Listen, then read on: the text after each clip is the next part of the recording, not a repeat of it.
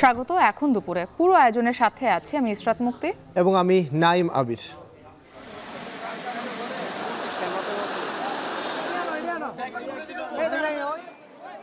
দোতলা ঘর ভাঙিয়ে গেছে তো দুই তলার বিল্ডিং এর রাতে সাদের বেশি হয়নি, কারণ কিছু সাহায্য দিল, পানি বিস্কিট দিল, এটাই এখন শান্তি পাচ্ছেন আর কি। এটা খেতে কোথাও চাকরি করে ওখানে সে আটকে পড়েছে ওষুধ কোনো খোঁজ খবর না। আজকে 7 দিন খাবারটা আজকে প্রথমে পাইছি, আর কেউ দেয় নাই। ধরেন আজকে তো আমরা পানিবন্দি প্রায় 3 দিনে।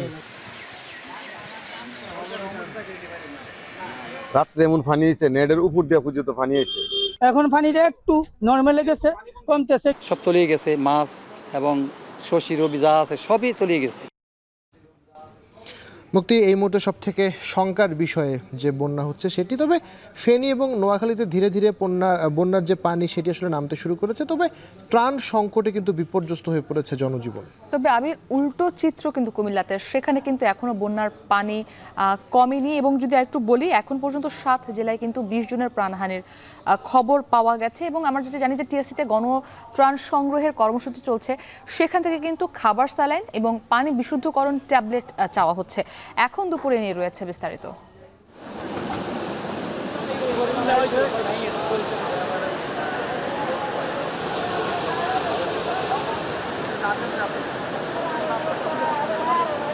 সবাই ঘর বাড়ি ফেলে দিয়ে আমরা সবাই চলে এসে বান ঠেকাচ্ছি।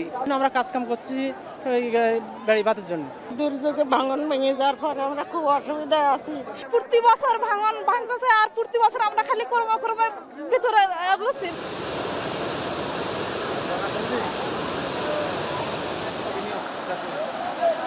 টেকসই ভেড়িবাঁধ তো দূরের কথা, আমরা বিগত 15 থেকে 17 বছরের ভিতরে এখানে সংস্কার কাজও আমরা পাই নাই।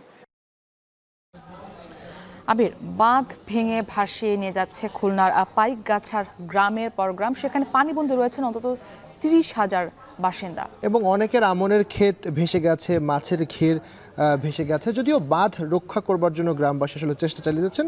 এখন দুপুরেও এ নিয়ে আসলে আমাদের বিস্তারিত রয়েছে, তবে শুরুতে আমরা জানবো বন্যা পরিস্থিতির খবর। বন্যায় বিপর্যস্ত দেশের দক্ষিণ পূর্বাঞ্চল, বিভিন্ন এলাকায় পানিবন্দী লাখ লাখ মানুষ আতঙ্ক আর উৎকণ্ঠায় দিন পার করছেন তারা। তবে তুলনায় সার্বিকভাবে বন্যা পরিস্থিতির কিছুটা উন্নতি হয়েছে, নামতে শুরু করেছে বিভিন্ন এলাকা এবং সড়কের পানি। এ নিয়ে আমরা আরও বিস্তারিত জানতে চাই এবং বিস্তারিত জানাতে এই মুহূর্তে আমাদের সাথে যুক্ত হচ্ছেন চট্টগ্রাম থেকে সহকর্মী হোসাইন জিয়াদ, খালিদ সাইফুল্লাহ যুক্ত হচ্ছেন কুমিল্লার বুড়িচং থেকে এবং একই সাথে আজিজুল সঞ্চয় যুক্ত হবেন আখাউড়া থেকে। আমরা বিস্তারিত জানতে চাই তাদের কাছ থেকে। প্রথমে আমরা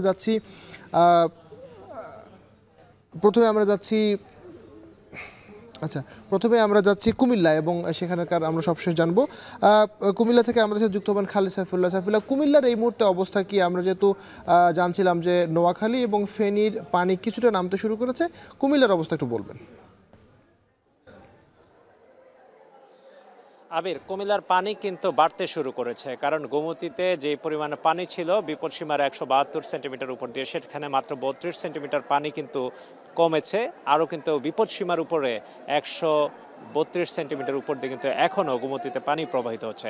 অর্থাৎ গোমতী নদীর বুরবুরিয়াতে যে এলাকাটিতে ভাঙনের সৃষ্টি হয়েছে তার পূর্ব দিকে বুড়িচং এবং ব্রাহ্মণপাড়া দুটি উপজেলায় কিন্তু আক্রান্ত এবং এখানে আজকে সকালে নতুন করে সদর উপজেলার আরও প্রায় 5 থেকে 6টি গ্রাম সেগুলো কিন্তু প্লাবিত হয়েছে।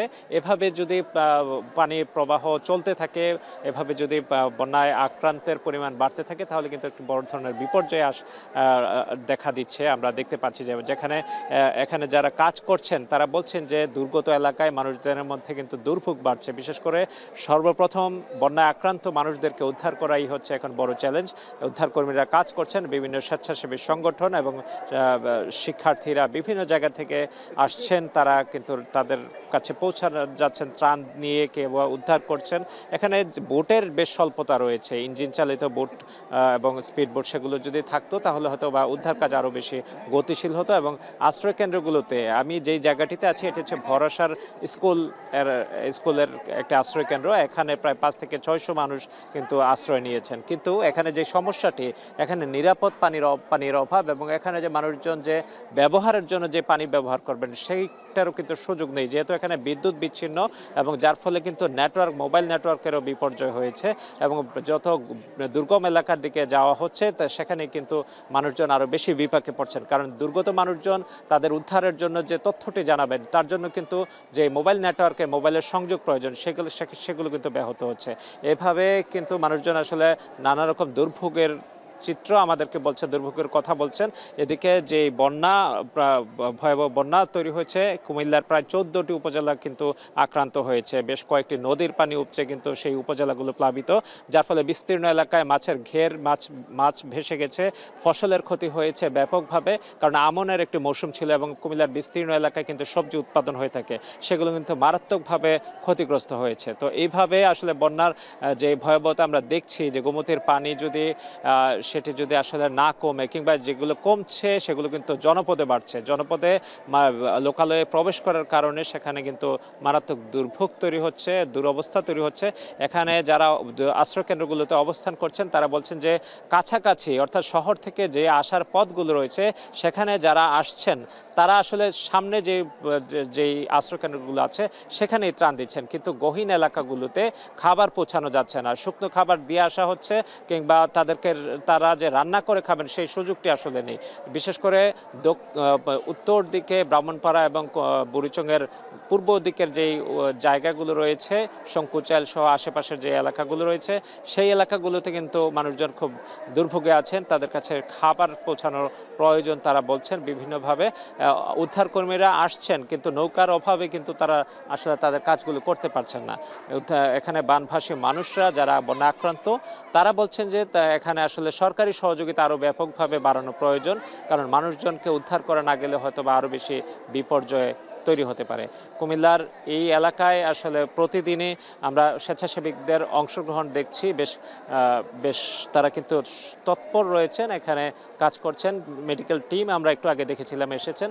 আসলে স্বেচ্ছাসেবীরা যেভাবে কাজ করছেন, সরকারি কর্মকর্তারা, ভলান্টিয়াররাও যদি সেভাবে কাজ করেন, সবাই মিলে আসলে এই পরিস্থিতিতে হয়তো বা মানুষের দুর্ভোগ কিছুটা হলেও কমাতে পারবে, এটাই মনে করছেন এখানকার মানুষজন। কুমিল্লার এই গোমতী পাড়ের বন্যা পরিস্থিতি নিয়ে এই ছিল আমার কাছে সবশেষ খবর। কুমিল্লা থেকে এবারে আমরা যাচ্ছি চট্টগ্রামে, সেখানে রয়েছেন সহকর্মী হোসেন জিয়া। জানাবেন, আমরা দেখছিলাম কুমিল্লার পানি বেড়েছে, যদিও ফেনীর পানি কিছুটা কমেছে, চট্টগ্রামের কি অবস্থা? এবং এই মুহূর্তে আরেকটি ব্যাপার জানাবেন, যারা আটকা পড়া রয়েছেন তাদের উদ্ধার এবং ত্রাণ কার্যক্রমের সবশেষ কি তথ্য আছে আপনার কাছে?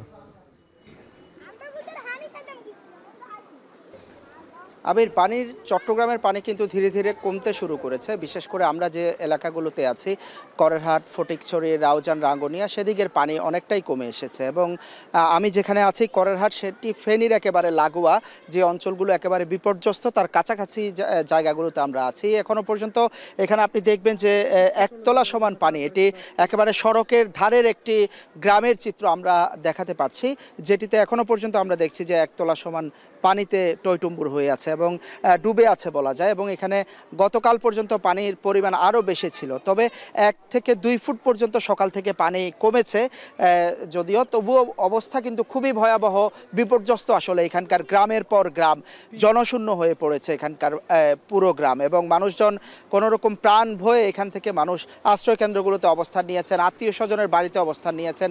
দিনের বেলা হয়তো কেউ এসে ঘরের আসবাবপত্রগুলো নিয়ে যাওয়ার চেষ্টা করছেন, দেখার চেষ্টা করছেন, কিন্তু রাত নামলেই গুটগুটে অন্ধকার, বিদ্যুৎহীন, রান্নাবান্না নেই, সুপেয় পানি নেই, একরকম হাহাকার আমরা দেখতে পাচ্ছি। এবং এর ভেতরের দিকে যে গ্রামগুলো, বিশেষ করে শুভপুর এলাকা, সেখানে বল্লভপুর থেকে শুরু করে ছাগলনাইয়ার আশেপাশে যে এলাকাগুলো রয়েছে ফেনীর, সেখানকার মানুষ কিন্তু শরণার্থীর মতো এই রাস্তা ধরে কিন্তু ছুটে আসছেন।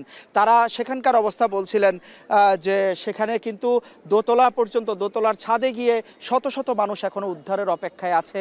এক ফোঁটা পানির জন্য, একটু ত্রাণের জন্য হাহাকার চলছে। যদিও আমরা গতকাল থেকে দেখছি অসংখ্য মানুষ সারা দেশ থেকে, বিশেষ করে তরুণরা নানান জায়গা থেকে তাদের সাধ্যমতো শুকনো খাবার ত্রাণ নিয়ে এই জায়গাগুলোতে প্রবেশ করার চেষ্টা করছেন, নৌকাগুলো নিয়ে যাওয়ার চেষ্টা করছেন। সেটি কিন্তু একেবারেই অপর্যাপ্ত এবং যে এলাকাগুলোতে এখনও দোতলা সমান পানি, মানুষ ডুবে আছে, সেই জায়গাগুলোতে আসলে তারা পৌঁছাতে পারছেন না এবং সেখানকার মানুষের কাছে এখন ত্রাণ পৌঁছানো কিংবা উদ্ধার কাজ চালানো এখনও অনেক জায়গায়, আমরা যেই জায়গাগুলোর নাম বলেছি বিশেষ করে ফেনী, ছাগলনাইয়ার কাছাকাছি, সেই জায়গাগুলোতে সম্ভব হচ্ছে না। পুরুষরা কোনো রকম মাইলের পর মাইল হেঁটে কিছু জিনিসপত্র নিয়ে হয়তো এই জায়গা পর্যন্ত আসতে পারছেন সামর্থ্যরা, কিন্তু নারী, শিশু, বৃদ্ধদের অবস্থা একেবারেই অসহায় সেই জায়গাগুলোতে। এবং সেখানে কি পরিমাণ ক্ষয়ক্ষতি আসলে হয়েছে সেটি এখনও পর্যন্ত জানা সম্ভব হয়নি, কারণ সেখানে মোবাইল নেটওয়ার্ক নেই।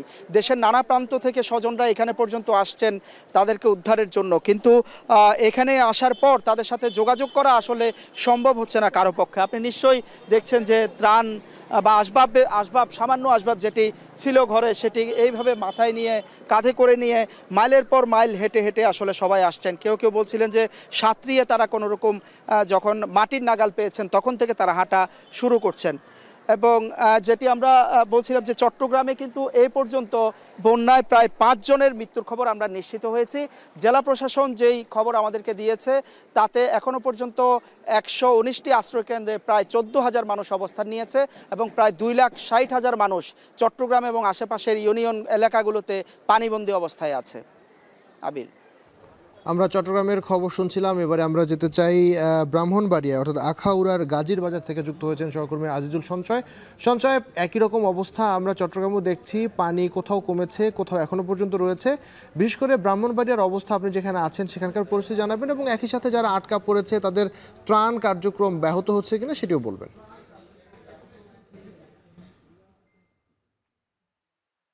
আবির, ব্রাহ্মণবাড়িয়ার বন্যা পরিস্থিতি অনেকটাই স্বাভাবিক হতে শুরু করেছে, অর্থাৎ গতকাল থেকে বন্যা পরিস্থিতির অনেকটা উন্নতি হয়েছে এবং বিশেষ করে যে হাওড়া নদীর পানি বাড়ার কারণে কিন্তু আসলে বন্যাটা আরো বেশি অবনতির দিকে যাচ্ছিল। তবে এখন যে আসার যে খবরটি হলো যে গতকালকে থেকে কিন্তু হাওড়া নদীর পানি ক্রমাগত কমছে, আজকেও পানি কমেছে। আমরা কিছুক্ষণ আগে কথা বলেছিলাম ব্রাহ্মণবাড়িয়ার পানি উন্নয়ন বোর্ডের নির্বাহী প্রকৌশলী মঞ্জুর আহমেদের সঙ্গে।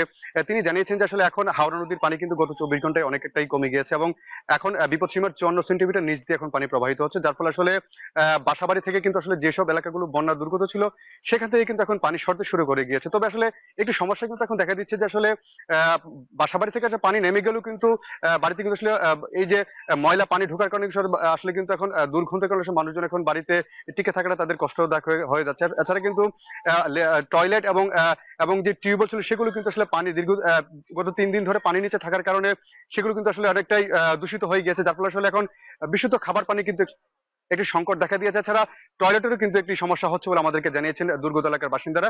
আমরা এটি নিয়ে কথা বলেছিলাম আখাউড়া উপজেলার নির্বাহী কর্মকর্তা গাজালা পারমিন রুহির সঙ্গে। তিনি জানিয়েছেন যে আসলে তারা পর্যায়ক্রমে তারা আসলে এখন যেহেতু পানি নেমে গিয়েছে, পানি বিশুদ্ধকরণ যে ট্যাবলেট আছে সেই ট্যাবলেট গুলো কিন্তু তারা দুর্গত এলাকায় তারা পৌঁছে দিচ্ছেন এবং তারা আশা করছেন যে আজকের মধ্যে কিন্তু সমস্ত এলাকাগুলোতে এই পানি বিশুদ্ধকরণ ট্যাবলেট পৌঁছে যাবে। এছাড়া ত্রাণ সহায়তার যে কথাটি আপনি বলছিলেন, আসলে আমরা কিন্তু দেখি যে আসলে সরকারের পাশাপাশি কিন্তু এখন বেসরকারি এবং বিভিন্ন সংগঠনের পক্ষ থেকে কিন্তু ত্রাণ সহায়তা কিন্তু দেওয়া হচ্ছে। আসলে এখন ত্রাণে কিন্তু খুব একটা সংকট নেই বলে আমরা জানতে পেরেছি। তবে আসলে এখন যে সমস্যাটা হচ্ছে যে এখন সড়ক যোগাযোগটি কিন্তু একেবারে বন্ধ হওয়ার ফলে আসলে যান চলাচলটি বন্ধ হয়েছে, এটি নিয়ে কিন্তু কাজ করছে প্রশাসন। আমরা আসলে কথা বলেছিলাম ইউনুর সঙ্গে, তিনি বলছেন যে আসলে আগামী 2 থেকে 3 দিনের মধ্যেই কিন্তু এই রাস্তার সংস্কার কাজটি কিন্তু তারা শুরু করবেন। তো আমার কাছে এই ছিল আখাউড়া থেকে বন্যা পরিস্থিতির সবশেষ তথ্য। আবির, আমরা এতক্ষণ সারা দেশের বন্যা পরিস্থিতি জানছিলাম, বিশেষ করে কুমিল্লা, চট্টগ্রাম এবং ব্রাহ্মণবাড়িয়া থেকে যুক্ত হয়েছিলেন আমাদের সহকর্মীরা। ফেনীতে কিছুটা পানি নামলেও চট্টগ্রামে এখনো পর্যন্ত বন্যার অবস্থা নিয়ন্ত্রণে আসেনি, তবে ব্রাহ্মণবাড়িয়ার পরিস্থিতি কিছুটা হলেও উন্নতি হয়েছে। 4 দিন পরও পানির নিচে দক্ষিণ পূর্বাঞ্চলের 11 জেলা, বিচ্ছিন্ন রয়েছে বিদ্যুৎ, মোবাইল নেটওয়ার্ক ও সড়ক সংযোগ। এর মধ্যে কিছু স্থানে পানি নামতে শুরু করলেও কমেনি দুর্ভোগ। সারা দেশে এখনো পর্যন্ত প্রাণ হারিয়েছেন 21 জন। সহকর্মীদের তথ্য ছবিতে বিস্তারিত।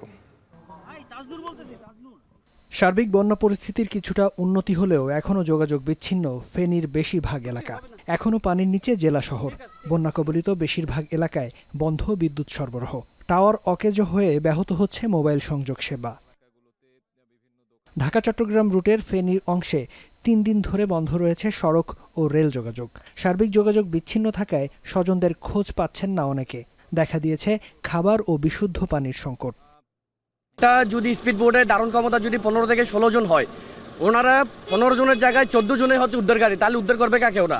আমাদের আত্মীয়রা কোথায় আছে, কেমন আছে, আমাদেরকে শুধু আপনারা এই ঠিকানাটা দেন। পানি গতকালকে থেকে আজকে অনেক কমছে, আপনারাও দেখছেন। ইনশাল্লাহ আরো 2-4 দিন হইলে দেখা যাচ্ছে যে মানুষ মুভমেন্ট করতে পারবে। মুহুরী নদীর পানি কমায় চট্টগ্রামেও নামতে শুরু করেছে বানের জল। এখনও পানিবন্দী ফেনীর সীমান্তবর্তী চট্টগ্রাম অংশের বিভিন্ন গ্রাম। এরই মধ্যে জেলায় প্রাণ গেছে 3 শিশুসহ অন্তত 5 জনের। অন্যদিকে কুমিল্লায় এখনও বিপদসীমার ওপর দিয়ে বইছে গোমতী নদীর পানি। প্লাবিত হচ্ছে নতুন নতুন এলাকা। বিভিন্ন এলাকায় সড়ক যোগাযোগের পাশাপাশি বন্ধ রয়েছে বিদ্যুৎ ও মোবাইল নেটওয়ার্ক। আশ্রয়কেন্দ্রগুলোতে নেই পর্যাপ্ত খাবার ও বিশুদ্ধ পানি। আমাদের ক্ষয়ক্ষতি হয়েছে, মনে করেন আমাদের মাস্টার চলে গেছে, কিছু কিছু মানুষ আপনার ইয়েতে উঠছে, আশ্রয় কেন্দ্র নিচে, স্কুল কলেজ মাদ্রাসায় 60 ফুট পানি, হাজার হাজার ঘর বাড়ি সব পানির তলে। বৃষ্টি কমে যাওয়ায় নোয়াখালীর বেশিরভাগ এলাকা থেকে পানি কমতে শুরু করে, তবে এখনও পানির নিচে জেলার বেশিরভাগ এলাকা। এদিকে 4 দিন পর ব্রাহ্মণবাড়িয়ার আখাউড়া স্থলবন্দর থেকে পানি নেমে গেছে, তবে এখনও স্বাভাবিক হয়নি সড়ক যোগাযোগ। এতে বন্ধ রয়েছে আমদানি রপ্তানি ও যাত্রী পারাপার সহ বন্দরের সব কার্যক্রম। ফেরদৌস আবির, এখন। খুলনার পাইকগাছায় বাঁধ ভেঙে প্লাবিত হয়েছে 14টি গ্রাম। পানিবন্দী হয়ে পড়েছেন 30,000 মানুষ। খুলনার পাইকগাছা থেকে এই বাঁধ ভাঙার সবশেষ খবর জানাতে আমাদের সঙ্গে যুক্ত হয়েছেন তরিকুল ইসলাম। তরিকুল, এই যে পাইকগাছে বাঁধ ভেঙে গেছে, এটি ভাঙার কারণে নতুন করে কোনো এলাকা প্লাবিত হয়েছে কিনা জানাবেন, সে সঙ্গে ক্ষয়ক্ষতির চিত্র এবং বাঁধ মেরামতের সবশেষ অগ্রগতিও জানতে চাই। মুক্তি, বাঁধ ভেঙে যাওয়ার পরে মেরামতের জন্য হাজার হাজার মানুষের যে ঐকান্তিক প্রচেষ্টা, সেটা আমরা আজকে দেখেছি। ভোর থেকে কিন্তু এখানকার যে কালীনগর এলাকার যে বেড়িবাঁধটি ভেঙে গেছে, প্রায় 300 ফুটের বেশি ভেঙে গেছে। এই ভেঙে যাওয়া অংশটুকু রিং বাঁধের মাধ্যমে চেষ্টা করেছে স্থানীয়রা এটি বাঁধতে। প্রায় 3,500 মানুষ এই কাজে অংশ নিয়েছে। দলমত নির্বিশেষে মানুষ কিন্তু এখানে কাঁধে কাঁধ মিলিয়ে, হাতে হাত মিলিয়ে তারা কাজ করেছে এবং বাঁধটাকে কিভাবে রক্ষা করা যায় এবং বাঁধ রক্ষার সাথে তাদের যে জনপদের রক্ষার যে স্বার্থ, সেই থেকেই কিন্তু তারা তাদের মাটি রক্ষার যে লড়াই, সেইটির লড়াইয়ে তারা শরিক হয়েছেন। এবং আমরা দেখেছি যে সকাল থেকে এই মানুষগুলো তারা বিভিন্ন জায়গা থেকে এসছে এবং স্থানীয় গ্রামবাসীও এর সাথে ছিল। পাশাপাশি আমরা একটা বিষয় বলতে চাই যে 13টি গ্রাম, এখানে 14টি গ্রাম যে প্লাবিত হয়েছে 21টি গ্রামের মধ্যে, সেটি কিন্তু 14টি গ্রামের মধ্যেই সীমাবদ্ধ রয়েছে। কিছু পানি যেহেতু ভাটার সময় নেমে গেছে, আবার জোয়ারের সময় কিন্তু এখন জোয়ার চলছে, আবারও নতুন করে আবার একই জায়গায় প্লাবিত হয়েছে, কিন্তু নতুন করে আর কোনো গ্রাম প্লাবিত হওয়ার খবর আমরা এখনো পাইনি। তবে আমরা যে বিষয়টি বলতে চাই যে বিভিন্ন সংগঠনের পক্ষ থেকে ত্রাণ সহায়তা দেওয়া হচ্ছে, তবে সরকারি ত্রাণ তৎপরতা আসলে একেবারে কম বলা চলে। শুধুমাত্র গতকাল আমরা দেখেছি যে এখানে শুকনো খাবার দেওয়া হয়েছে, বিস্কিট, মুড়ি, চিড়া, এরকম কিছু খাবার দেওয়া হয়েছে। তবে এখানে যে পানির অবস্থা, ভয়াবহ অবস্থা বিরাজ করছে, যদি 2-1 দিনের মধ্যে না হয় তাহলে এখানে স্থায়ী জলবদ্ধতার একটি সংখ্যা। আমরা দেখেছি বিভিন্ন স্বেচ্ছাসেবী সংগঠনের পক্ষ থেকে ইতিমধ্যে রাজনৈতিক দল, বিশেষ করে আমরা দেখেছি যে বিএনপির পক্ষ থেকেও এখানে এসেছে একটি টিম এবং অন্যান্য রাজনৈতিক দলের পক্ষ থেকেও তারা এসেছে এখানে ত্রাণ নিয়ে সাধারণ মানুষের কাছে পৌঁছে দেওয়ার জন্য। এবং তারাও উদাত্ত আহ্বান জানাচ্ছেন মানুষের কাছে যে খুলনার এই ইউনিয়নটি যে পানিতে ডুবে গেছে, যদি আরও বেশি পানির চাপ বেড়ে যায় তাহলে কিন্তু চারিদিকে পানিতে কিন্তু বিভিন্ন অঞ্চল আরও নতুন নতুন প্লাবিত হওয়ার সংখ্যা দেখা দিয়েছে। এখানকার 30,000 মানুষ আনুমানিক তারা পানির নিচে। তবে একটা বিষয় যে তাদের প্রতিটা ঘরেই বলা চলে যে পানিতে ডুবে আছে। এখানকার সাইক্লোন শেল্টার নাই, যে কারণে যেটি এখানে যে স্কুলগুলো রয়েছে, শিক্ষা প্রতিষ্ঠান রয়েছে, সেখানে এইসব মানুষের ঠাঁই হয়েছে। তবে মাত্র 500 মানুষের ঠাঁই হয়েছে। এছাড়া বেড়িবাঁধগুলো যেহেতু নাজুক, তারপরেও কিন্তু মানুষ তাদের যানবাহন নিয়ে তারা চেষ্টা করেছে বেড়িবাঁধের উপর বসবাস করার। এবং বৃষ্টি পড়ছে, মানুষের দুর্ভোগ বাড়ছে এবং সেই দুর্ভোগ থেকে মানুষকে পরিত্রাণের জন্য প্রশাসনের প্রতি, সর্বসাধারণ মানুষের প্রতি এই অঞ্চলের সচেতন মানুষরা আহ্বান জানিয়েছেন যাতে তাদের পাশে এসে তারা দাঁড়িয়ে যায়। তো সব মিলিয়েই ছিল আমার কাছে খুলনার পাইকগাছার দেলুটি ইউনিয়ন থেকে এখানকার যে বাঁধ ভেঙে প্লাবিত এলাকা এবং এখানকার মানুষের দুর্ভোগ, তার সর্বশেষ খবর। খুলনার পাইকগাছায় বাঁধ ভেঙে 14টি গ্রাম প্লাবিত হয়েছে এবং আবহাওয়া পরিস্থিতি খুব একটা ভালো নেই, সেখানে বৃষ্টি হচ্ছে। তারই সবশেষ জানাতে আমাদের সঙ্গে যুক্ত ছিলেন সহকর্মী তরিকুল ইসলাম। দেশের পূর্বাঞ্চলের সবগুলো পয়েন্টে নদীর পানি কমতে শুরু করেছে। এর ধারাবাহিকতায় আগামী 24 ঘন্টায় বন্যা পরিস্থিতির উন্নতি হবে বলে জানিয়েছে বন্যা পূর্বাভাস ও সতর্কীকরণ কেন্দ্র। দুপুরে নিয়মিত ব্রিফিংয়ে কেন্দ্রের নির্বাহী প্রকৌশলী জানান, দেশের মধ্যাঞ্চলে বন্যা পরিস্থিতির শঙ্কা নেই। এদিকে আবহাওয়া অধিদপ্তর জানিয়েছে 25 আগস্ট দুপুর থেকে পরদিন সন্ধ্যা পর্যন্ত বৃষ্টি কিছুটা বাড়তে পারে, তবে এতে আতঙ্কিত হওয়ার কারণ নেই। ভারী বৃষ্টিপাতের প্রবণতা কম থাকতে পারে, তবে এর ফলে আশা করা যাচ্ছে যে আগামী 24 ঘন্টা পর্যন্ত বর্তমানে যে আমাদের দেশের পূর্বাঞ্চলীয় বিভিন্ন জেলার যে নদ নদীর পানি সমতল হ্রাস পাচ্ছে সেটি অব্যাহত থাকতে পারে এবং এর ফলে আগামী 24 ঘন্টা পর্যন্ত বন্যা পরিস্থিতির উন্নতির ধারা অব্যাহত থাকতে পারে। আরও কিছু পয়েন্টে পানি বিপদসীমার নিচে নেমে আসতে পারে এবং কিছু কিছু জায়গায় বন্যা পরিস্থিতি স্বাভাবিক হয়ে আসতে পারে। ভারতের সাথে বর্তমানে আমাদের যে পানি তথ্য বিনিময় হচ্ছে এবং এছাড়াও বিভিন্ন যাদের ওয়েবসাইট থেকে যেসব তথ্য জানা গেছে তাদের সবগুলো পয়েন্টই দেখা গেছে যে পানি হ্রাস পাচ্ছে। বৈষম্য বিরোধী ছাত্র আন্দোলনের উদ্যোগে ঢাকা বিশ্ববিদ্যালয়ের ছাত্র শিক্ষক কেন্দ্র টিএসসিতে চলছে বন্যার্তদের জন্য ত্রাণ সংগ্রহ কার্যক্রম। আজ দ্বিতীয় দিন। এ নিয়ে আমরা আরও বিস্তারিত জানতে চাই। সরাসরি যুক্ত হচ্ছেন সহকর্মী শাহিনুল ইসলাম সাগর। সাগর, ত্রাণ সংগ্রহ কর্মসূচির আজকের পরিস্থিতি কি জানাবেন? গতকাল তো 1 কোটি টাকারও বেশি নগদ অর্থ উত্তোলন করা হয়েছে। এখনও পর্যন্ত কোনো হিসাব যদি থাকে তাহলে সেটি জানাবেন, কত টাকার সংগ্রহ করা হয়েছে এবং যে ত্রাণগুলো সংগ্রহ করা হয়েছে তা আসলে দুর্গত এলাকায় পাঠানোর ব্যাপারে কি কি পদক্ষেপ নেওয়া হয়েছে, বিস্তারিত বলবেন।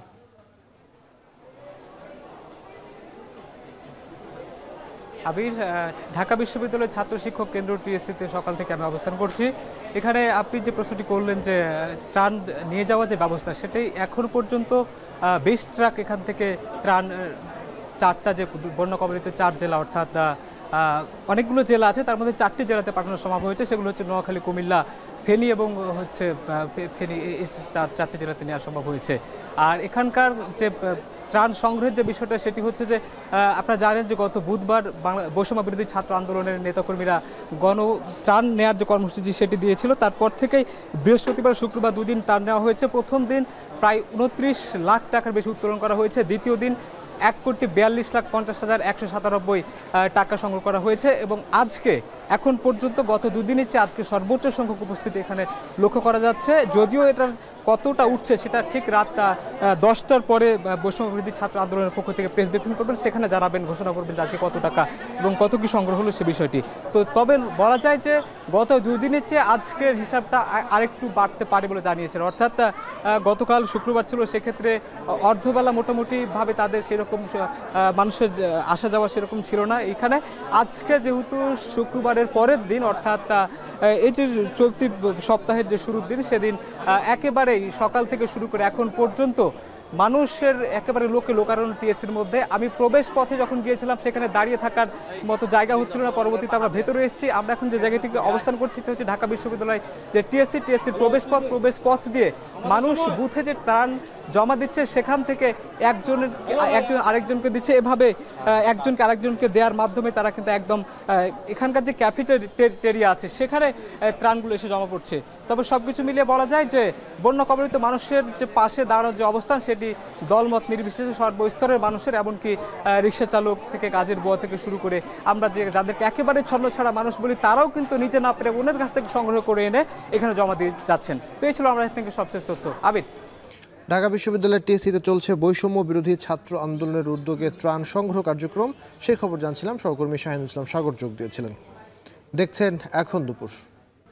বন্যার্তদের সহায়তায় যেসব উন্নয়ন সংস্থা কাজ করছে তাদের সঙ্গে বিকেলে বৈঠকে বসবেন অন্তর্বর্তী সরকারের প্রধান উপদেষ্টা। এ নিয়ে আরও জানাতে প্রধান উপদেষ্টার কার্যালয়ে যমুনা থেকে সরাসরি যুক্ত হয়েছেন বেলায়েত হোসেন। বেলায়েত, বৈঠকটি কত নাগাদ অনুষ্ঠিত হবে জানাবেন, সেই সঙ্গে এই বৈঠকে কোন কোন উন্নয়ন সংস্থার প্রতিনিধিরা যোগ দিচ্ছেন?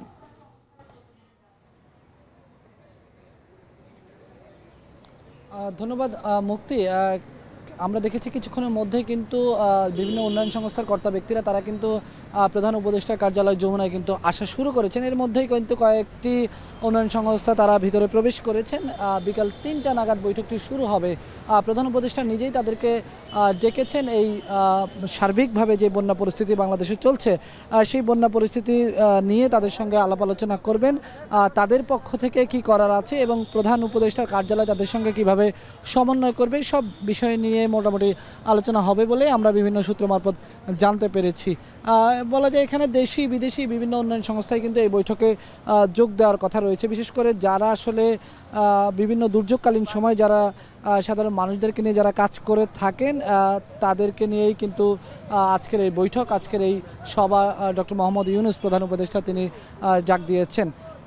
আমরা একটু বলে রাখতে চাই যে আসলে দেশে সার্বিকভাবে বন্যার যে পরিস্থিতি, যেটি এর আগে আমাদের সহকর্মীরা বলেছেন, যদিও বন্যা পূর্বাভাস কেন্দ্র থেকে বলা হয়েছে পানি কিছুটা হ্রাস পেয়েছে এবং 24 ঘন্টার মধ্যে বন্যা পরিস্থিতি কিছুটা উন্নতির দিকে যাবে। তবে এই বন্যাকে কেন্দ্র করে বেশ কয়েকটি জেলা, বিশেষ করে কুমিল্লা, চট্টগ্রাম, ফেনী, নোয়াখালী, লক্ষ্মীপুর, মৌলভীবাজার, হবিগঞ্জ, এই জেলাগুলোর মানুষের জীবন যাত্রার উপর যেই বড় একটা ঝড় বয়ে গেল, রুটি রুজির উপর বড় একটা ঝড় বয়ে গেল, সেই জায়গা থেকে তাদেরকে কিভাবে বন্যা পরবর্তী পরিস্থিতিতে তাদেরকে কিভাবে উত্তরণ ঘটানো যায়, এই বিষয়গুলো কিন্তু এই আজকের এই বৈঠকে আলোচনায় আসতে পারে। বিশেষ করে ত্রাণ বিতরণ কার্যক্রমের আলোচনাগুলো কিন্তু আসতে পারে। তো এখন পর্যন্ত আমরা আসলে অপেক্ষা করছি, এখানে উন্নয়ন সংস্থার সদস্যরা, উন্নয়ন সংস্থার কর্তা ব্যক্তিরা তারা আসছেন একে একে, এবং আসার পরেই সর্বশেষ বিকাল 3টার দিকে বৈঠক কিন্তু শুরু হবে। এখানে তাদেরকে নিরাপত্তা দেওয়ার জন্য আইনশৃঙ্খলা বাহিনীর সদস্যরাও যমুনার সামনে অবস্থান করছেন এবং প্রধান উপদেষ্টা তিনিও তার কার্যালয়ের ভেতরে অবস্থান করছেন এবং তিনি যারা আসবেন তাদেরকে স্বাগত জানিয়ে এই বৈঠকটি শুরু হবে। সারা দেশে সামগ্রিকভাবে কি পরিমাণ ক্ষয়ক্ষতির মুখে মানুষ পড়েছে সেই হিসাব নিরূপণের পাশাপাশি সেখানে কি ধরনের সাহায্য পাঠানো যায়, বিশেষ করে এই বন্যা পরবর্তী পরিস্থিতিতে যেই বিভিন্ন অবকাঠামোগত যেই সমস্যাগুলো তৈরি হয়েছে, মানুষের ঘর বাড়ি নষ্ট হয়ে গেছে, রাস্তাঘাটের সমস্যা হয়েছে, বিভিন্ন ব্রিজ ভেঙে গেছে, এই জায়গাগুলোতে কি করণীয় আছে সার্বিক বিষয় কিন্তু আজকের এই বৈঠকে আলোচনা হতে পারে। তো বৈঠক যেহেতু এখনও শুরু হয়নি, আসলে বৈঠকে কী ধরনের আলোচনা হবে সেটি এখনও জানার কোনো উপায় নেই। বৈঠক শেষ হলেই কিন্তু আমরা উন্নয়ন সংস্থাগুলোর যারা সদস্যরা আসবেন তাদের সঙ্গে আমরা কথা বলবো এবং সার্বিকভাবে প্রধান উপদেষ্টার কার্যালয় থেকে যদি কোনো ব্রিফিং করা হয় সেটিও জানার চেষ্টা করবে এবং পরবর্তীতে জানিয়ে দেওয়ার চেষ্টা করবে। এই ছিল আমার কাছে এখনকার মতো। প্রধান উপদেষ্টার কার্যালয় যমুনা থেকে যুক্ত ছিলেন বেলায়েত হোসাইন। এখন দুপুরে নিচ্ছি একটি ছোট্ট বিরতি, ফিরছি কিছুক্ষণের মধ্যে, সঙ্গে থাকুন।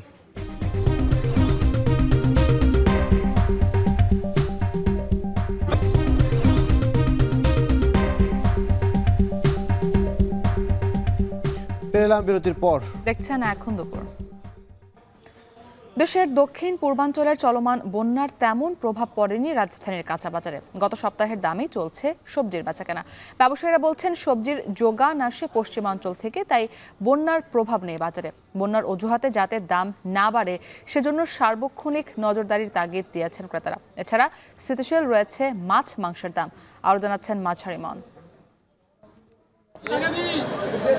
ছুটির দিন হওয়ায় সকাল সকাল রাজধানীর কারওয়ান বাজারে এসেছেন রফিকুল ইসলাম। দেশের বন্যা পরিস্থিতির খবর তার জানা, তাই সবজির দাম বেড়ে যাওয়ার শঙ্কা নিয়ে এসেছেন বাজার করতে। তবে এসে দেখলেন তেমন প্রভাব নেই ঢাকার বাজারে। রফিকুল ইসলামের মতন অনেক ক্রেতাই অন্যান্য সময়ের তুলনায় সবজির দাম নিয়ে স্বস্তি প্রকাশ করেছেন। তবে বাজারে বন্যার অজুহাতে যাতে দাম না বাড়ে সেদিকেও খেয়াল রাখার দাবি ক্রেতাদের। তরকারি যেমন একটু মোটামুটি আয়ত্তের মধ্যে আছে, যেমন গত সপ্তাহে কাঁচামরিচ বেশি ছিল 280 টাকায়, এখন আজকে 200 টাকা করে নিলাম এইমাত্র। এগুলো একটু মোটামুটি অ্যাভারেজ একটু কম মনে হলো। তবে বন্যা তো কেবল শুরু, 2-4 দিন হলো, এরপরে কী হবে এটা বলা যেতেছে না। বন্যা চলতেছে, এর ভিতরে যে এত কমে আমরা তো কাঁচা বাজারের তরকারি পাবো, আমি আজকে আশ্চর্য। সিন্ডিকেটরা যেন ভাঙে যায়, বাংলাদেশের মানুষ যেন সুন্দরভাবে সবকিছু খেয়ে পরে বাঁচতে পারে, এই পরিবেশটা সরকার করে দিক। গত এক সপ্তাহের দামেই বিক্রি হচ্ছে বেশিরভাগ সবজি। পটল, ধুন্দল, বরবটি, ঢেঁড়স কেজি প্রতি বিক্রি হচ্ছে 50 থেকে 60 টাকা, আর গাজর বিক্রি হচ্ছে 80 টাকা দরে। বাজারে কাঁচামরিচ 200 টাকা ও টমেটো বিক্রি হচ্ছে 120 টাকা কেজি দরে। বেশিরভাগ সবজি 60 টাকার মধ্যে বিক্রি হচ্ছে জানিয়ে বিক্রেতারা বলছেন, বাজারে ঘাটতি না থাকায় নাগালের মধ্যে রয়েছে দাম। সেই সাথে বন্যা পরিস্থিতি দীর্ঘ হলে দাম বাড়ার শঙ্কাও করেন তারা।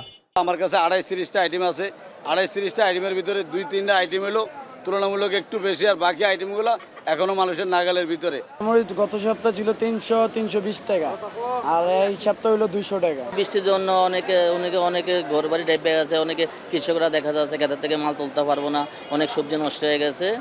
এখানে অনেক দামটা বাড়তে পারে 5-6 দিন পরে। রাজবাড়ী, ফরিদপুর সহ দেশের পশ্চিমাঞ্চলে উৎপাদিত সবজি রাজধানী ও এর আশপাশের এলাকায় যোগান দেয় জানিয়ে ব্যবসায়িক নেতাদের দাবি, পূর্বাঞ্চলের বন্যার প্রভাব কাঁচা বাজারে পড়বে না। উত্তর পশ্চিমাঞ্চলে যদি বন্যা হয় তাহলে আমরা এফেক্টেড হব, আর যদি উত্তর পশ্চিমাঞ্চলে বন্যা না হয় তাহলে কাঁচামালে আমাদের এফেক্টেড হওয়ার কথা না। যে জিনিসটা ঘাটতি হবে, যেমন আমাদের এখন যেমন কাঁচামরিচ আমাদের ঘাটতি, ভারত থেকে আনতে হয়, সেই জন্য এটার দাম একটু বৃদ্ধি। এছাড়া আমাদের যেটা ঘাটতি নাই সেটা দাম সহনশীল পর্যায়ে থাকবে ইনশাল্লাহ। এছাড়া বাজারে ফার্মের মুরগি বিক্রি হচ্ছে 160 টাকা কেজি, সোনালী মুরগি 200 থেকে 220 টাকা। স্থিতিশীল রয়েছে মাছ ও মাংসের দাম। মাঝার ইমন, এখন, ঢাকা। রোববার চালু হচ্ছে মেট্রো রেল। চালুর আগে শুরু হয়েছে ট্রায়াল, সেই খবর জানবো। বিস্তারিত জানাতে সহকর্মী যুক্ত হচ্ছেন রাকিবুল রাহাত। রাহাত, অনেক জল্পনা কল্পনার পরে অবশেষে আগামীকাল রোববার থেকে মেট্রো রেল শুরু হবার কথা। আপনি একটু বিস্তারিত জানাবেন যে কাল সকাল থেকে কি মেট্রো রেল চালু হবে কিনা এবং নতুন কোনো নির্দেশনা এসেছে কিনা, বিস্তারিত বলবেন। আবির, ইতিমধ্যে ডিএমটিসিএল জানিয়েছে যে পূর্বের যে সময়সূচি ছিল সেই সময়সূচি অনুযায়ী মেট্রো রেল চলবে, অর্থাৎ সকাল 7:10 থেকে উত্তর স্টেশন থেকে মেট্রো চলাচল শুরু হবে এবং রাত 9:40 মতিঝিল স্টেশন থেকে মেট্রো সবশেষ মেট্রো ছেড়ে আসবে। অর্থাৎ স্বাভাবিক সময়ে মেট্রো চলাচল যে সময়সূচি অনুযায়ী করতো সেই সময়সূচি অনুযায়ী মেট্রো রেল চলার ঘোষণা দিয়েছে এবং একই সঙ্গে 2 মেট্রো আসার মধ্যকার যে সময়, অর্থাৎ যে হেডওয়ে ছিল সেখানেও কিন্তু আমরা দেখছি যে যেখানে হচ্ছে অফ পিক আওয়ার যেটি ছিল, অফ পিক আওয়ারে 12 মিনিট এবং পিক আওয়ারে 8 মিনিট বিরতি দিয়ে মেট্রো চলাচলের ঘোষণা দিয়েছে ডিএমটিসিএল। এবং ইতিমধ্যে আমরা দেখছি যে মেট্রো যে চালানোর প্রস্তুতি হিসেবে গতকাল থেকেই ট্রায়াল রান শুরু হয়েছে এবং আজকেও আমরা বেশ কয়েকটি ট্রেনকে কিন্তু এই উত্তর থেকে মতিঝিল পর্যন্ত যেতে আসতে দেখেছি এবং ভেতরকার অর্থাৎ স্টেশনের ভেতরকার যে প্রস্তুতি সেই প্রস্তুতিও সম্পূর্ণ হয়েছে বলে মেট্রো কর্তৃপক্ষ আমাদেরকে জানিয়েছে। অর্থাৎ ভেতরকার যে অটোমেটিক ভেন্ডিং টিকিট মেশিন যেটি রয়েছে এবং র্যাপিড পাসের যে মেশিনগুলো রয়েছে, অর্থাৎ ভেতরের যত যন্ত্রপাতি রয়েছে সেগুলোও কিন্তু আবার পুনরায় পরীক্ষা করা হচ্ছে, যেহেতু দীর্ঘদিন ধরে মেট্রো রেল বন্ধ রয়েছে। সেক্ষেত্রে মেট্রো কর্তৃপক্ষ বলছে যে তারা সব ধরনের প্রস্তুতি সেরে রেখেছে এবং আগামীকাল সকাল থেকে এই মেট্রো চলাচল শুরু হবে। আমি একটু জানিয়ে রাখতে চাই যে গেল কয়েকদিন আগে কোটা সংস্কার আন্দোলনের সময় 18ই জুলাই মিরপুর 10 স্টেশনটিতে আগুন দেবার পরে মূলত মেট্রো চলাচল বন্ধ হয়ে যায় 18ই জুলাই থেকে এবং তারপর কয়েক ধাপে মেট্রো চালুর করার প্রস্তুতি নেবার পরেও কিন্তু চালু করা যাচ্ছিল না। গত 17ই আগস্ট চালু করার একটি কথা থাকলেও মেট্রো রেলের যারা কর্মচারী রয়েছেন তাদের একটি কর্মবিরতির বিষয় ছিল, সেই কর্মবিরতির জন্য সেই দিনও মেট্রো চলাচল করতে পারেনি। তবে এখন সকল সমস্যার সমাধান হয়েছে, অর্থাৎ মানুষের যে ভোগান্তি, অর্থাৎ এই কয়েকদিন তারা যে ভোগান্তি পেরিয়েছে সেই ভোগান্তির আবার অবসান হতে যাচ্ছে। মেট্রো রেল আগামীকালকে সকাল থেকে চালু হবে এবং মেট্রো কর্তৃপক্ষ বলছে যে আগামীকাল সকাল থেকে মেট্রো চালুর জন্য সকল প্রস্তুতি তাদের রয়েছে। এই ছিল রাজধানীর আগারগাঁও মেট্রো স্টেশন থেকে আমার কাছে সবশেষ। রোববার থেকে চালু হচ্ছে মেট্রো রেল, সেই খবর জানাতে যুক্ত হচ্ছিলেন সহকর্মী রকিবুল রাহাত। এরই সাথে এখন দুপুরের সময় হলো আরও একটা বিরতি নেবার। ফিরছি একটু পর, সাথেই থাকুন।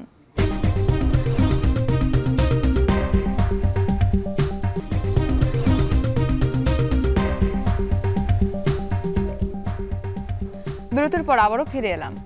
দেখছেন এখন দুপুর। সুপ্রিম কোর্টের আপিল বিভাগের অবসরপ্রাপ্ত বিচারপতি শামসুদ্দিন চৌধুরী মানিককে সিলেটের সীমান্ত এলাকা থেকে আটক করা হয়েছে। স্থানীয়রা বলছেন ভারতে পালিয়ে যাবার পথে আটক হন তিনি। এ নিয়ে আমরা বিস্তারিত জানতে চাই। আদালত প্রাঙ্গণ থেকে যুক্ত হচ্ছেন সহকর্মী গুলজার আহমেদ। গুলজার, সাবেক বিচারপতি মানিককে কখন আদালতে আনা হবে এবং রিমান্ড চাওয়া হবে কিনা, পুলিশ কি বলছে, বিস্তারিত বলবেন।